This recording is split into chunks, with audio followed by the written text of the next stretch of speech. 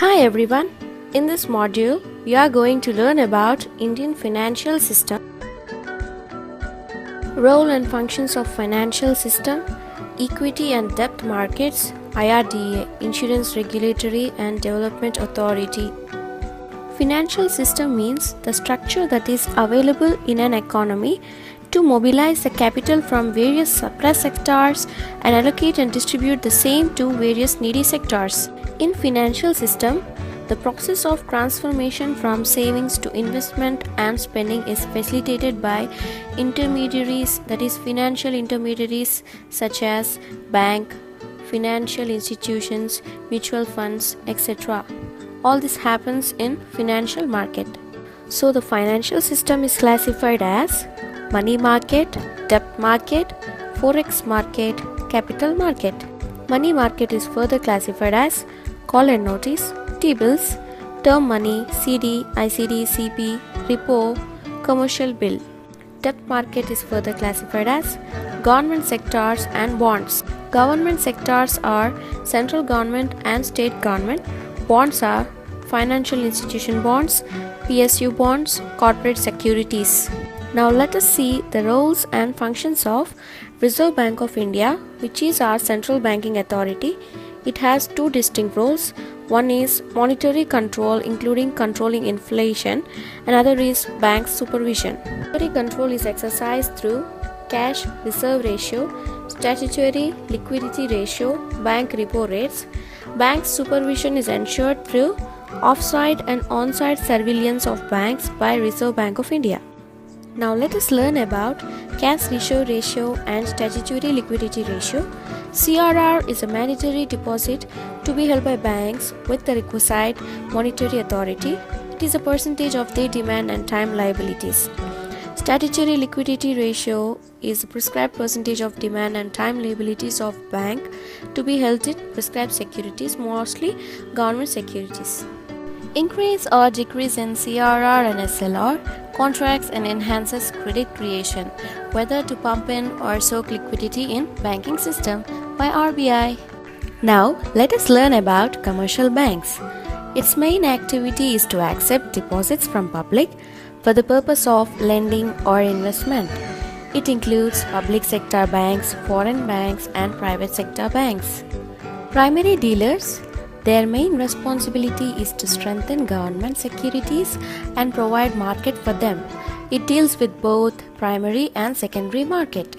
NBFCs, non-banking financial companies, these are allowed to raise monies as deposits from public and lend money through various instruments including leasing, hire purchase, etc.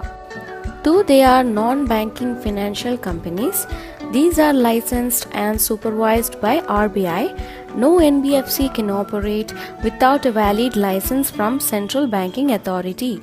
Financial institutions, they provide long-term funds for industry and agriculture.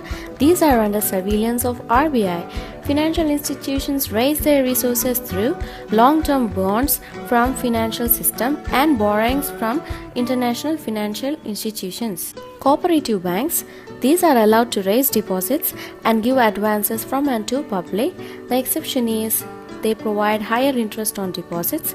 Urban cooperative banks are controlled by state government and RBI. Other cooperative banks are controlled by NABARD and state governments.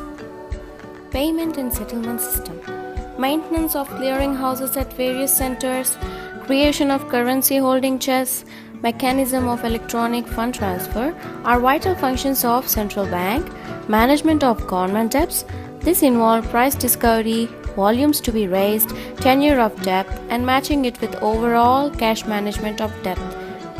Central bank provides temporary basis liquid support to banks to meet short-term needs, as this way it acts as lender of last resort to banks. Bankers to government, they maintain an account, government deposit and carry out the cash management through issue of bonds and treasury bills. Now let us learn about equity and debt markets. In this market, bonds, debentures and convertible debentures enable corporates to raise debt while debenture holders enjoy very high liquidities. All securities quoted on stock exchange and freely bought and sold on these exchanges can be issued only after obtaining approval of Capital Market Regulator, that is SEBI. Stock exchange is duly approved by regulators to provide sale and purchase of securities on behalf of investors. The stock exchange provides clearinghouse facilities for netting of payments and securities delivery. Clearinghouses guarantee all payments and deliveries. Only brokers approved by capital market regulators can operate on stock exchange. Brokers perform the job of intermediate between buyers and sellers of securities. They also help build up an order book, carry out price discovery, and are responsible for brokers' contract being honored. Their services are subject to brokerage. Equity and debt raisers, companies wishing to raise equity or debt through stock exchange has to approach a capital market regulator with a prescribed application and a pro forma prospectus for permission to raise equity and debt and to get listed on stock exchange.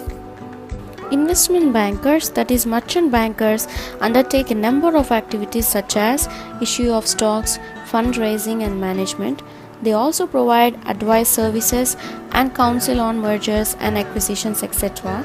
They are also licensed by capital market regulators, that is SEBI. Depositories hold securities in demat form. It maintains accounts of depository participants who in turn maintain sub-accounts of their customers. On instruction of stock exchange clearinghouse, supported by documentation, a depository transfers securities from the buyers to seller accounts in electronic form. Mutual fund is a form of collective investment that pools money from investors and invests in stocks, debt, and other securities. It is less risky investment option for an individual investor. Mutual funds require the regulator's approval to start an asset management company, and each scheme has to be approved by the regulator before it is launched. Registrars, they maintain register of share and debenture holders and process share and debenture allocation when issues are subscribed. Registrars do need regulator approval to do business in India. IRDA is a regulator for insurance business, both life and general, for licensing and framing and regulating of insurance companies. Now let us sum up. Now let us see RBI role and functions, whichever we learned. It acts as monetary control, supervision over commercial banks, NBFCs, financial institutions, primary dealers, cooperative banks, clearing and settlement system. RBI manages government debts, banker to government, lender of last resort to banks, regulating money market through monetary instruments like CRR, SLR, bank rate, repo rate. Now let us sum up role and functions of SEBI. It supervises and controls equity market, debt market, stock exchange, brokers, custodians, depositories, mutual funds, instruments or merchant banks. IRDA regulatory framework includes rules and regulations for running insurance business, both GIC as well as LIC in India, regulating of prices, investments and cost structure of insurance companies, regulating insurance brokers including agencies, both individual as well as banks. Pensions regulatory framework is regulating all pension funds and framing rules for pension funds. Thank you very much for watching my lecture on Indian financial system. Next lecture is on banking regulations. Please subscribe and share and follow me for more videos.